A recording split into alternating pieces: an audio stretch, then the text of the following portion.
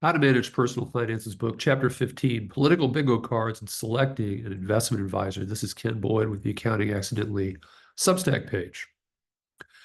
So as I mentioned, I'm posting the text version of this entire book on Substack and video versions on YouTube, on a YouTube playlist. You can email me for details of my fifth book's publishing date sometime in late 24, early 25. So when political season heats up, the media will use these phrases constantly, revving up the base. It's all about turnout, engage voters. If you're playing political bingo, your card should have these phrases. They get used all the time. The same is true with ads for investment advisors, particularly if you watch CNBC, where much of the advertising is from advisors. They all use phrases like trusted advisor, helping you meet your goals, tailored to fit your needs. I can make a strong case that everyone should work with an investment advisor. Why? Because none of us make good decisions when we're under stress. When we're anxious or under the gun, we don't think clearly. Think about pressurized situations you've been in. These are the type of situations that lead to a bad decision. When you make an investment decision, you benefit when you speak to a financial professional. As an example, this 2015 article in the Wall Street Journal points out some research from Vanguard, one of the largest mutual fund companies. Vanguard found that brokers and advisors perform a vital service by keeping clients invested for the long term. The decision to stay invested in times of market stress swamps all other factors affecting retirement savings. So the number one factor is people stay invested. So here's what you need to know to select an investment advisor. So you may have the question, well, I understand finance. Why do I need an advisor? Yes, I think you do. I have a background in finance, at least let's hope so, because I get paid to write finance for clients. And a person like me might say, I've got this covered on my own. Why work with a financial advisor? Well, what if you have a medical emergency? I had emergency surgery in 2021. I was in the hospital for a week, and I was in no condition to make financial decisions for another 10 days after I got home. So that's 21 days, 3 weeks of time. I think everyone needs an advisor, even people who work in finance.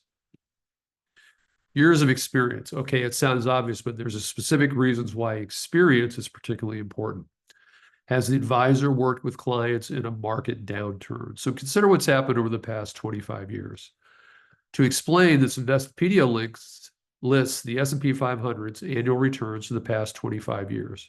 To define it, and I've done it earlier in the book, the S&P 500 is an index of 500 leading publicly traded companies in the U.S., companies that have stock outstanding. These returns assume that the investor reinvests in any cash dividends. So, two big events.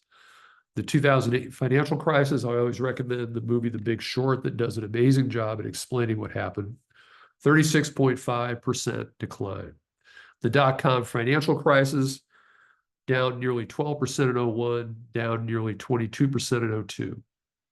I want an advisor who's helped clients navigate one or both of these market declines.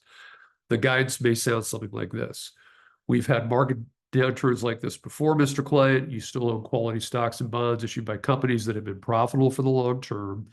Based on 80 plus years of market history, prices will eventually go back up. There's no reason to sell anything. Now, every advisor must add past performance is not guaranteed future performance, and I get that. But we do have history as a guide. So you need an advisor who has survived the big market downturn by providing wise counsel to customers.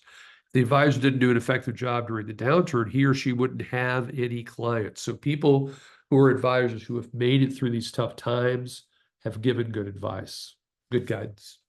Responsiveness, also really important. Can you get your advisor on the phone when you have a question?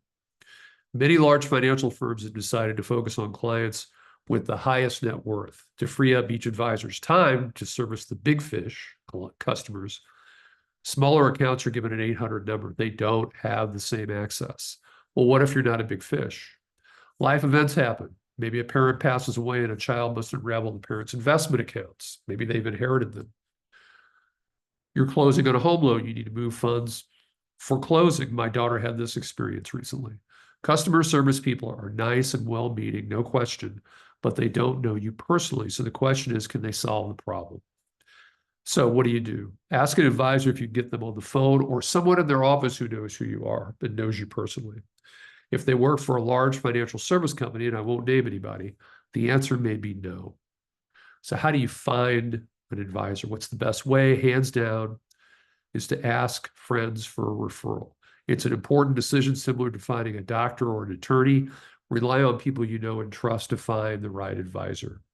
That's as far as we'll get for now. Remember that you can find the entire book on Substack, all the video on the YouTube playlist. Thanks for watching, and we'll see you next time.